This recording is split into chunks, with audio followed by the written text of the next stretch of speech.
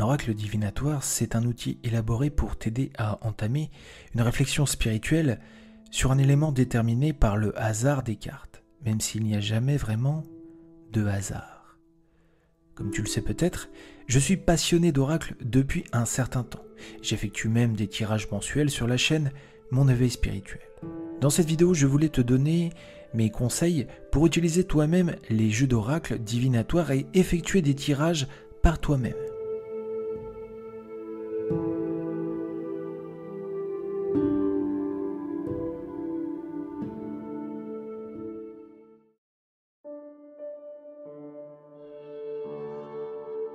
Utiliser les oracles n'est pas, à proprement dit, un moyen de lire l'avenir. Même si les cartes d'un jeu d'oracle peuvent te donner des indications troublantes sur des éléments de ta vie passée ou à venir, l'oracle n'a pas vocation à te prédire quoi que ce soit. C'est avant tout un outil de réflexion qui va te permettre de mieux comprendre certains éléments de ta vie passée et de mieux appréhender certains événements à venir. Comme je l'ai dit en introduction de la vidéo, il n'y a pas vraiment de hasard lorsque tu tires les cartes d'un oracle. Le message que tu recevras, c'est l'univers qui te l'envoie vers toi. L'univers et tes guides utilisent le jeu d'oracle comme support pour communiquer avec toi. Avec l'aide de l'oracle, tu vas recevoir une guidance qu'il va falloir que tu interprètes.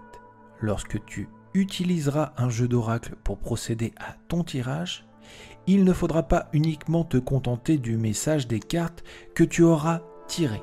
Tu vas devoir réfléchir sur ce message, méditer dessus et t'écouter toi. À quoi te fait penser cette carte? À quelle situation? Qu'est-ce que ça t'inspire? Quel lien tu pourrais faire avec un élément de ta vie? Avant d'être une pratique divinatoire, l'oracle est un véritable outil de réflexion spirituelle.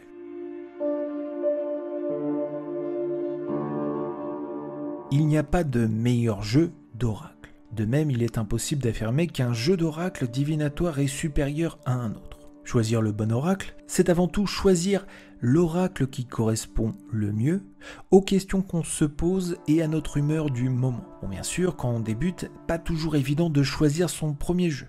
Un conseil donc, choisis donc ton jeu d'oracle selon tes envies et en suivant ton cœur.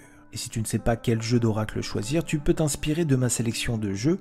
Tu trouveras le lien vers la page présentant ma sélection dans la description de la vidéo et en commentaire épinglé. Tu verras dans cette sélection, tu trouveras l'ensemble des jeux d'oracle divinatoires que j'utilise dans les tirages de la chaîne et les conseils pour choisir celui ou ceux qui te correspondent. D'ailleurs, je te conseille de te procurer plusieurs jeux d'oracle.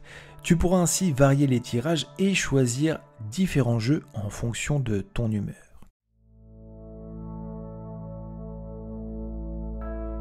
Une fois que tu t'es procuré les jeux d'oracle divinatoires qui t'intéressent, tu pourras donc procéder à un tirage dès que tu le souhaites. Que ce soit pour se tirer les cartes soi-même ou pour tirer les cartes à tes proches, tu dois procéder au tirage des oracles dans un environnement calme et apaisé. L'énergie doit être bonne. Prends le temps d'aménager l'espace où se déroulera le tirage. Dégage la table ou l'endroit où tu procèdes au tirage et tu peux également prévoir une nappe spécifique, disposer des pierres de prière sur la table en rapport avec la thématique du tirage ou encore brûler des bougies, de l'encens ou de la sauge.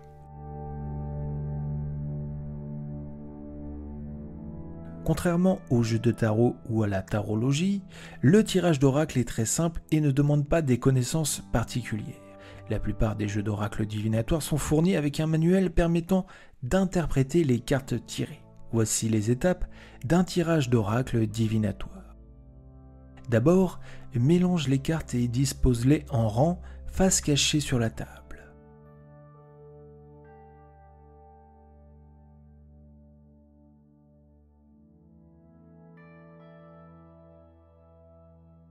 Ensuite, pose une question dans ta tête ou à haute voix. Par la suite, concentre-toi sur cette question et choisis une carte, celle qui t'attirera.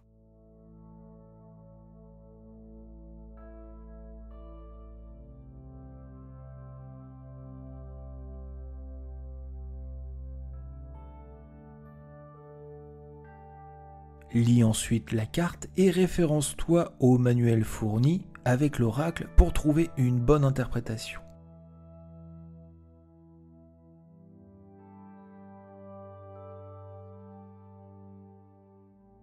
Médite ensuite sur la guidance offerte par la carte pour faire le rapprochement avec ta vie. Ces étapes sont bien sûr un exemple de tirage. Certains préféreront choisir une carte parce que celle-ci a sauté du paquet en mélangeant les cartes. D'autres couperont le paquet de façon aléatoire pour choisir la carte. L'essentiel est de se concentrer sur la question et de choisir la carte. On notera que certains jeux d'oracle proposent des méthodologies de tirage plus élaborées en fonction de différentes thématiques. Bien sûr, tu trouveras l'ensemble des méthodologies de tirage adaptées à l'oracle dans le manuel d'utilisation de celui-ci.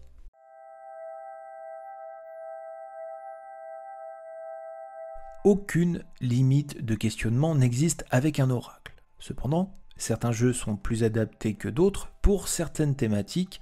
On trouvera ainsi des oracles plus centrés sur l'amour, d'autres sur le destin et encore d'autres oracles plus spécifiques. Il faudra donc choisir l'oracle qui correspond le mieux à la thématique que tu souhaites explorer. Par exemple, si tu souhaites un oracle assez généraliste qui offre plusieurs méthodologies de tirage selon les thématiques, je te conseille l'oracle de Béline, que tu retrouveras d'ailleurs dans ma sélection personnelle. Enfin, si tu te poses une question, ne t'attends pas forcément à obtenir une réponse précise. Les oracles délivrent des guidances, pas des réponses. Un oracle va te donner une piste de réflexion, un élément qui va te permettre de trouver toi-même la réponse à ta question. De même, le sens de la carte ne va pas forcément te parler de suite. Lorsque tu procèdes à un tirage d'oracle, essaie de garder en mémoire ta carte et sa signification, car son interprétation et son sens peuvent possiblement arriver plusieurs jours, voire plusieurs semaines après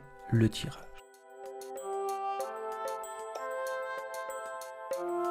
Libre à toi de pratiquer des tirages autant de fois que tu le souhaites. Je te conseille néanmoins de ne pas dépasser un tirage par jour. Pareil, essaie de délimiter ta question en fonction de ta fréquence de tirage. Par exemple, si tu as l'habitude de procéder à un tirage par jour, il est logique que tu poses une question à l'oracle par rapport à ta journée. Si ta question est d'ordre général, il sera contre-productif de poser la même question tous les jours. Je te conseille donc de te limiter à un tirage par thématique tous les mois, agrémenté de quelques tirages quotidiens quand tu en as envie. Après, tu peux très bien décider d'effectuer un tirage quotidien, mais en procédant de la sorte, tu risques de ne pas prendre le temps de réfléchir et de méditer sur la carte tirée et sa signification. Tu peux alors passer à côté de la guidance que l'oracle cherche à te transmettre, et ce serait donc bien dommage.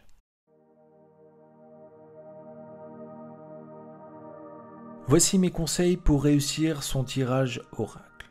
Choisis un moment calme, prends le temps de préparer ta séance en amont. Procure-toi plusieurs jeux d'oracle divinatoire afin d'avoir du choix lorsque tu souhaites réaliser une séance. Prends le temps de méditer et réfléchir à la guidance que t'aura délivré l'oracle après une séance. Pense aussi aux éléments de ton passé. L'oracle peut chercher à te faire comprendre des choses en fonction d'un de ces éléments. Même si l'utilisation d'un jeu d'oracle est un outil puissant, il ne doit pas se substituer à ton libre arbitre et aux choix que tu dois faire. N'attends pas d'un oracle qu'il te dicte ta vie. Garde le contrôle sur tes décisions. Les jeux d'oracle sont faits pour offrir une guidance, pas pour te dicter la vie que tu dois mener. Utilise-les sagement, sans attendre d'eux des réponses, mais plutôt des guidances. Merci d'avoir suivi cette vidéo, n'hésite pas à liker celle-ci pour m'encourager dans mon travail. Si tu souhaites ne pas louper les prochains tirages oracle de la chaîne et toutes mes autres vidéos, je t'encourage à t'abonner et à activer la cloche des notifications. Enfin, si tu ne sais pas quel oracle choisir pour commencer à faire tes propres tirages, je te renvoie au lien dans la description et en commentaire épinglé qui te renvoie vers ma sélection personnelle d'oracles. On se retrouve bientôt sur mon éveil spirituel. D'ici là, prends soin de toi. Namasté.